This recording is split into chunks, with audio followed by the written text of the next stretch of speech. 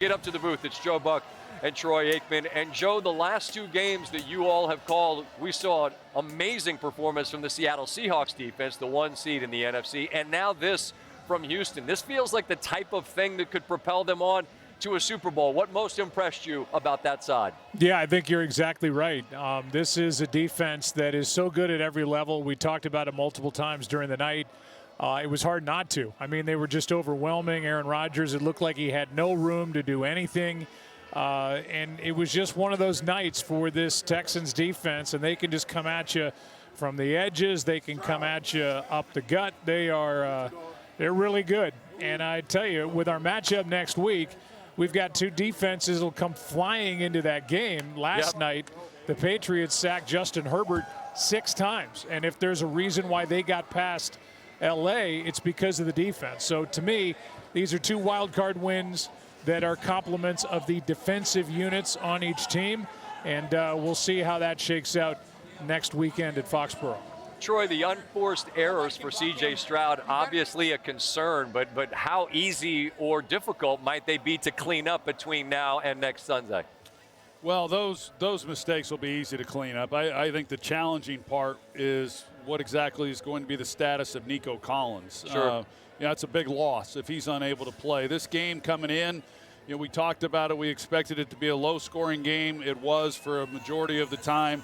The defense then kind of breaks it wide open. But I think C.J. Stroud will come back next week. He'll be just fine.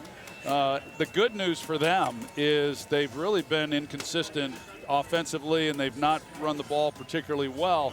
But tonight they really did. And so that will be another key in this game next week against New England. As Joe said, they playing pretty good defense themselves. So I would expect it to be another low-scoring game going in.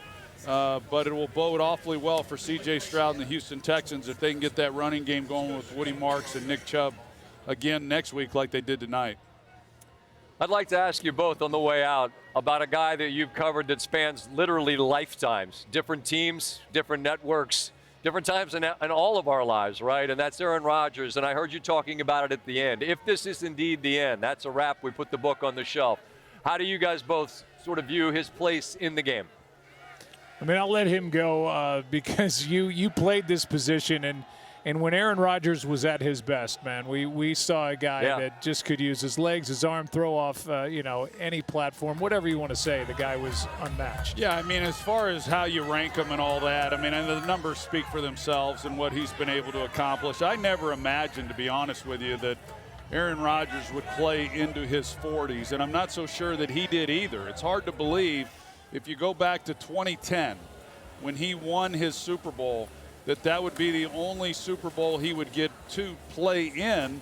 And then also that's the last time the Pittsburgh Steelers have made the Super Bowl as well. I mean, that was a long time ago, but it just kind of tells you that you really can't count on anything. As young as those teams were and as young as Mike Tomlin was and Aaron Rodgers, and this is a disappointing end to what has been a great career. But the end usually doesn't happen the way you want it to. John Elway is one of the few, but he had a great career, and he's among the tops for sure. Yeah, and I think just to wrap up with Aaron, I mean, it hasn't been without controversy off the field. On the field, he's been sensational to watch and been a total professional. Off the field, he is himself, and for some people, they get rubbed the wrong way, but he's kind of always been there, willing to say how he feels. He's interesting. And I think in a day and age where professional athletes kind of retreat to the old cliches, he's been an interesting guy to follow. He's always been very open and honest with us. He's been a joy to watch, and, this game will miss him if this is the end. As you both described, time passing. It has a way of slipping by more quickly than any of us imagine. And if it is the end, it's been a remarkable run for him. Look forward to our time together next week in Foxborough, fellas. Travel well, and we will catch up there. Thanks, Scott. Thanks, Scott.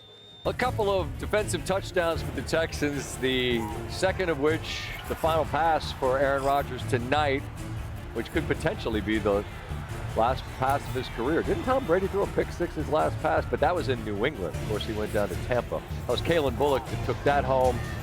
And we heard Rodgers on his future. There were also questions about Mike Tomlin and what might be next for him. Here's what he had to say. How do you approach a decision about your future? I'm not even in that mindset as I sit here tonight. I'm more in the mindset of what transpired in this stadium and, certainly what we did and didn't do. Not a big picture mentality as I sit here tonight. I mean, this league has changed a lot in my 21 years. When you hear a conversation about the Mike Tomlins of the world, Matt LaFleur's of the world, those are just two that kind of I've played for. And when I first got in the league, there wouldn't be conversation about whether those guys were on the hot seat. But the way that the league is covered now and the way that there's snap decisions and the validity given to the Twitter experts and all the, experts on TV now who make it seem like they know what the hell they're talking about. To me, that's an absolute joke. And for either of those two guys to be on the hot seat is really apropos of where we're at as a society and a league, because obviously Matt's done a lot of great things in Green Bay and we had a lot of success. Mike T has had more success than damn near anybody in the league, for the last 19, 20 years. And more than that, though, when you have the right guy and the culture is right, you don't think about making a change. But there's a lot of pressure that comes from the outside, and obviously that sways decisions from time to time, but it's not how I would do things and not how the league used to be. It's about what I would expect from Aaron. A little bit vague about what's next for him, but definitive as it relates to his belief in Mike T. Mike Tomlin is on this graphic alongside Marvin Lewis, though. 7 consecutive playoff losses. Of course, Lewis lost all 7. Mike Tomlin's career includes a Super Bowl victory, but it's been a while here in Pittsburgh since they've enjoyed postseason success, alongside Ryan Clark, who was part of the Steelers' proud tradition. And this is a tough night for this team because they ran into a defense, Ryan, that, as I told the fellas that sat here with me, look, we spent about 2 hours talking about y'all, and then you went out and balled out and played better than even maybe we talked about. I guess the touchscreen is a perfect example of their ability to get home and then make it turn into points. Well, this is what's funny. It's about Sheldon Rankins. I don't think we mentioned his name. Maybe not. In the pregame. Maybe not. And now you're going to see with the way that they have it set up, this is to get a one-on-one for Sheldon Rankins. And they also want to get right now, we can't get it to work here. Okay, here we go. It's to get a one-on-one for Sheldon Rankins, and they also want to get a one-on-one for Will Anderson Jr. And what the offensive line is going to have to do is everyone is going to slide this way from the tackle over. From the tackle over, everyone is going to slide to the top right. And then you're going to get Sheldon Rankins going to come here, and he's going to get a one-on-one with the guard. And then Will Allen is going to rush outside, and these two players will meet at the quarterback. Now, if you see it run, watch the way you're going to see Sheldon Rankins bull rush the guard, and then Will Anderson's going to take the edge. And so now you have perfect rush lanes that collapse on Aaron Rodgers. And I just want to show you, this is what a scrum looks like. The ball is somewhere at the bottom of this pile. Normally, the baddest man in the group comes up with this ball, and that's going to be Sheldon Rankins. And as you watch it play, not only does he scoop it, he scores. As Azeez Al-Shire said to you 2 weeks in a row, D linemen have gotten the football and scored touchdowns. They ended the game that way against the Indianapolis Colts, and now Sheldon Rankins gets into the end zone as well. Big man ball, and that'll make Swag happy. We talked to DeMeco Ryans before the game. How cool was that, by the way? Oh, it's the single best thing I've been a part of on Monday Night Countdown. Well, to hear that, because you know that that's not what coaches do, and he was kind enough to grant us that time. And a road playoff game. Right, and he was so incredibly calm, and he was so incredibly composed, and afterwards he had these thoughts about the way his defense performed tonight on the road against Pittsburgh to get this 30-6 victory. It was an outstanding defensive performance, one of the best that I've seen, especially versus a really talented offense, talented quarterback who's, played at a high level for a long time. So I'm proud of our defensive performance. I think this is the best performance we've had in our team history. So I'm proud of our guys for that, to limit the points, to take the football away, not only just take it away, but to go score. You get 2 defensive touchdowns, that's a big deal. It doesn't happen much, and so I'm proud of our guys. Rankin played an outstanding game. Kalen was able to finish with the interception there at the end, but just overall, we knew we had to tackle well coming into this game. We knew we had to cover one of the better receivers in the league, and DK Metcalf knew we had to cover him well. Our corners owned up to that challenge, and they did a great job. Fantastic, and now they go take on Mike Vrabel, who's doing a wonderful job, and the Patriots. It's going to be fascinating to see May, just his second playoff start against this defense, and to see C.J. Stroud, who's got to clean some stuff up against a Patriots defense that was nasty last night with 6 when you think about this matchup, it's going to be 2 extremely difficult defenses to contend with, but we watched Drake May operate against the L.A. Chargers in a way we didn't see C.J. Stroud tonight.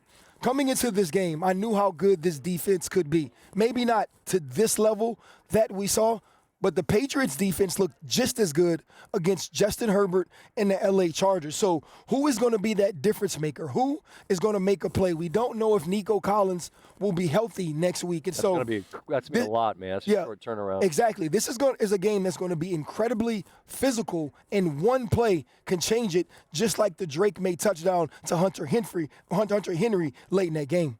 In 2011 in February, I'm walking off the field at AT&T. Aaron Rodgers had just beaten us in the Super Bowl. Mike Tomlin has his arm around me. I'm walking off the field, and I'm thinking to myself, this is the best quarterback I've ever played. Tom Brady's the greatest. This is the best coach I've ever played for. Bill Belichick's the greatest. Both of them will be back in this moment again, if not against each other, at another time in their lives.